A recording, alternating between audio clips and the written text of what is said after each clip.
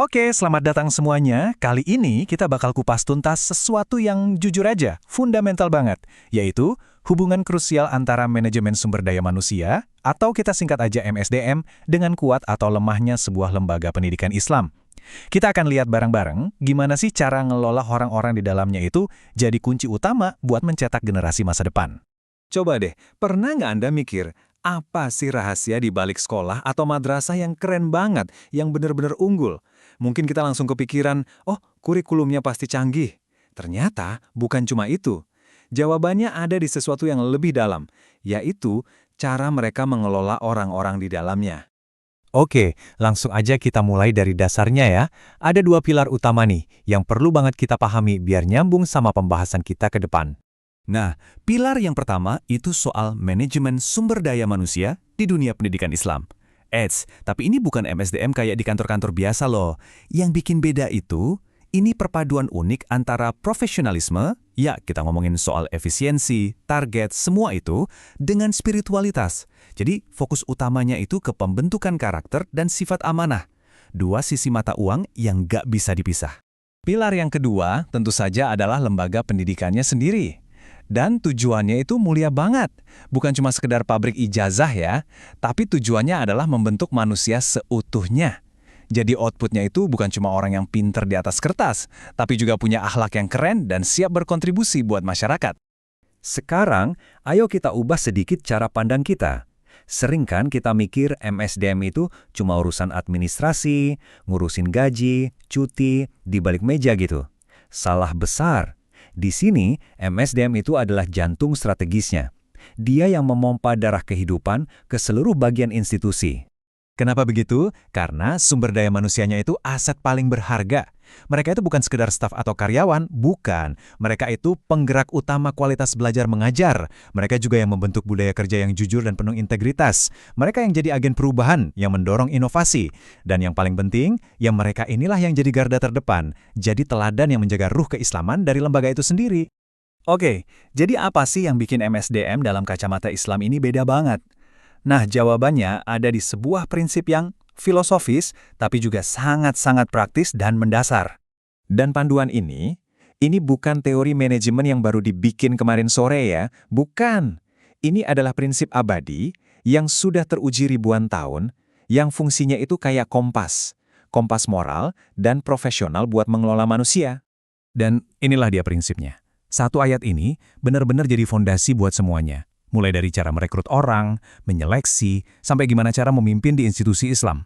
Formulanya kelihatannya simpel, tapi maknanya luar biasa dalam. Jadi mari kita bedah sedikit ya. Kunci utamanya itu ada di keseimbangan ini.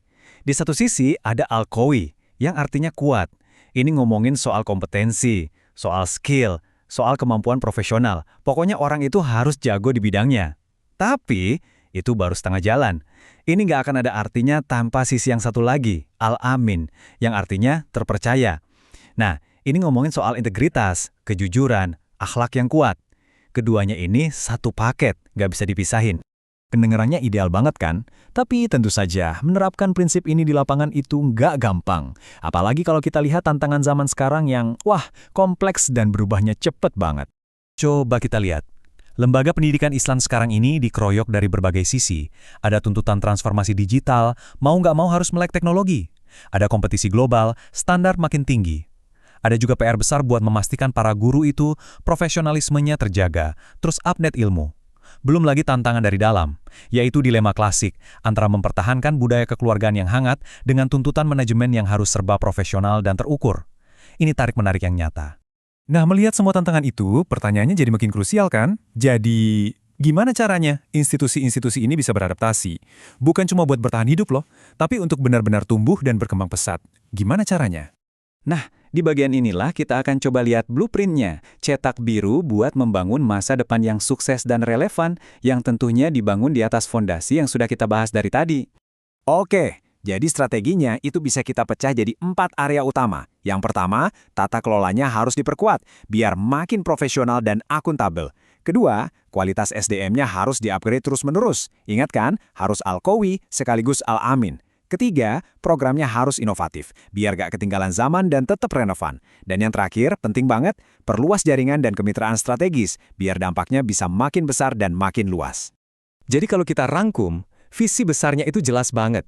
Kita mau menciptakan lembaga yang canggih, adaptif, nggak gagap teknologi, tapi di saat yang sama nggak kehilangan akarnya. Dia tetap kokoh berdiri di atas nilai-nilai spiritual. Inilah perpaduan indah antara profesionalisme modern dengan kearifan yang abadi. Dan pada akhirnya teman-teman, semua strategi ini, semua sistem yang rumit ini, semua prinsip yang kita bahas ini, semuanya mengerucut ke satu tujuan akhir.